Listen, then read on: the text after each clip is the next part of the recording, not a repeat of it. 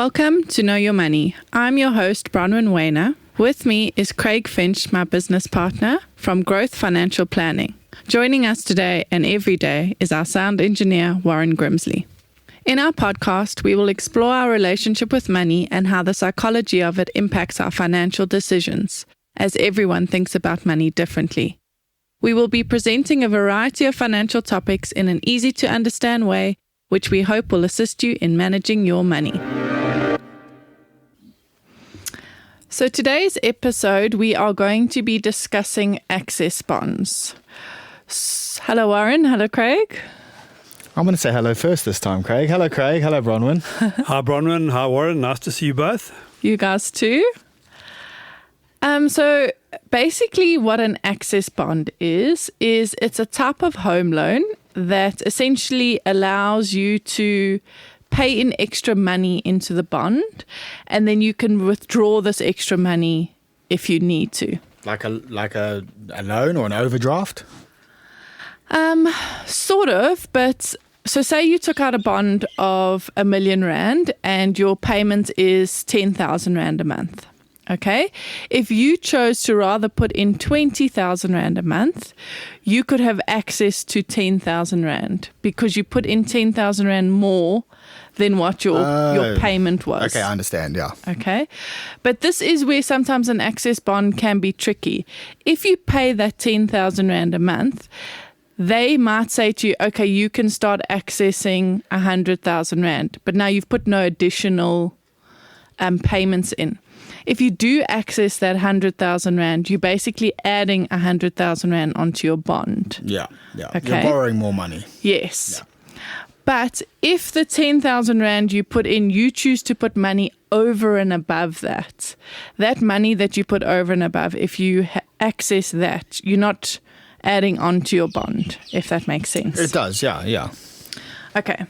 So just sort of explaining access bonds. The interest on an access bond is not what you earn, okay? It's more the interest that you save. So let me explain. Yeah. Say you put 5,000 Rand in your bond repayments, okay? A percentage of that goes towards paying capital. Let's call it 500 Rand. Then 4,500 Rand would go towards paying the interest. Okay. Every month you pay the capital, there's a little less interest due the next month. Yeah, makes sense. Okay. So if you paid 6,000 Rand instead of 5,000 Rand, you're effectively reducing your capital amount owed. Therefore, the interest that you'll be paying is a little bit less. Yeah, understood, yeah. Okay. So when would you sort of use an access bond is... Possibly setting money aside for an emergency fund that if you need to get it out quickly, you can draw it out quickly. And the interest you're earning on that access bond is probably higher than your bank savings account interest because they're charging you a high interest to have a home loan. The interest you save. The interest you save, correct, yeah. Okay. So that would be an option. I'm cautious. I think you've got to be careful about that. You paying extra money that you can draw out later. But at the end of the term of your bond, you have to pay that bond off. So some of these access bonds, maybe you don't pay the capital off. There are some that are like that. So they just say you can access this money anytime, but at the end of the 20 years, you have to have paid it off. And most people won't have the discipline of doing that. Yeah.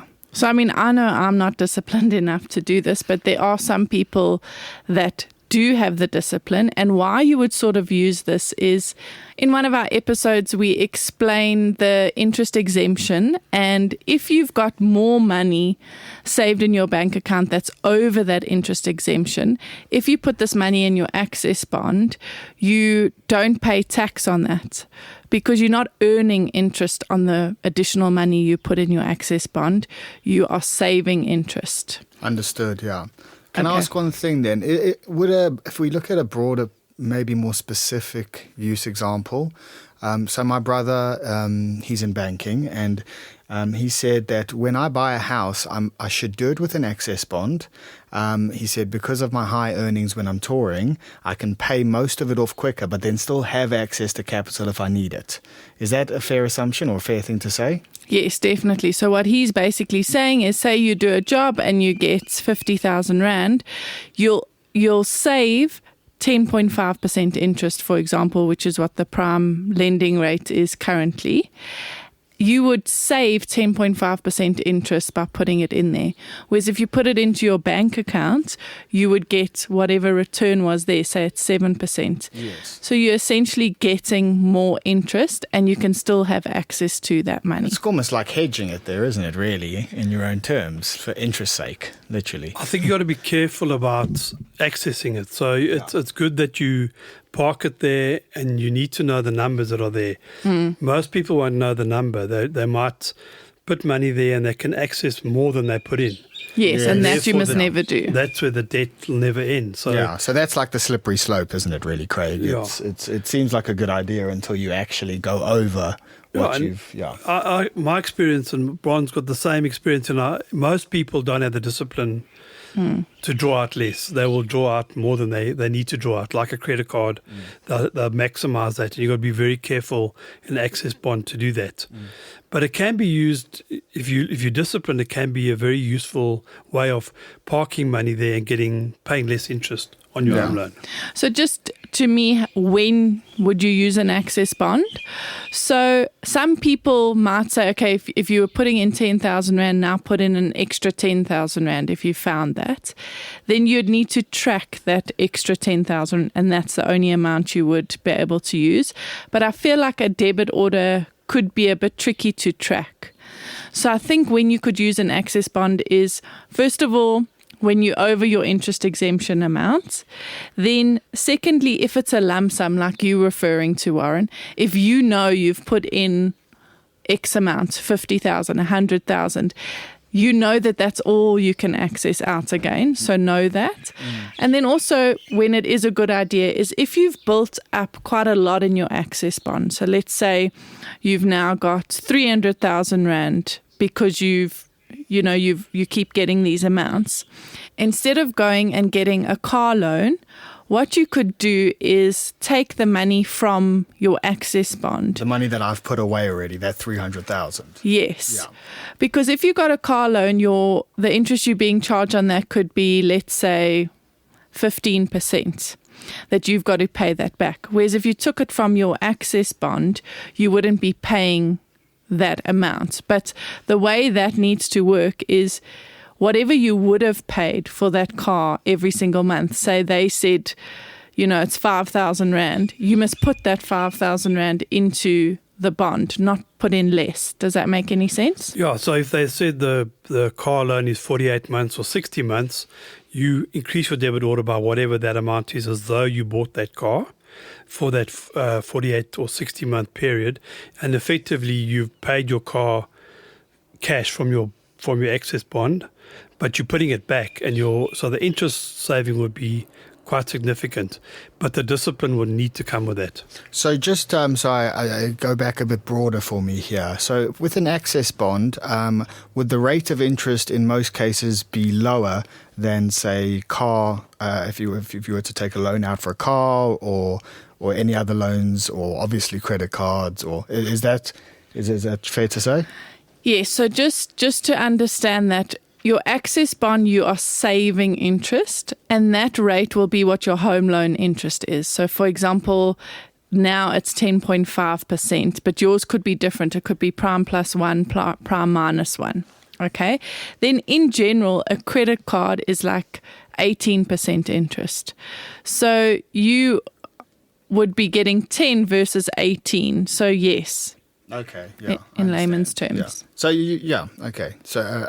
for someone like me, an access bond, if I have the ability to put these lump sums in is definitely better than going out and getting a loan specifically for a car. If I'm able to put that money in originally and then to increase my debit order accordingly. Yeah, and I think in your case, when you get lump sums, you can park it in your access bond, and you know that you can draw it out, and it's earning. Well, it's helping you with your interest payments, so that's a good place.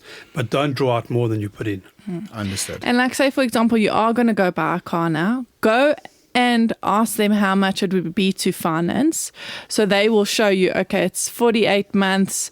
This would be your repayment amount. This is the amount. Because then that gives you a repayment amount to increase your debit order on your home loan bar. Does that make sense? Yes. So you must get the quote so you at least know, okay, fine, to take the 200,000 Rand from them, it would have been 7,000 Rand a month.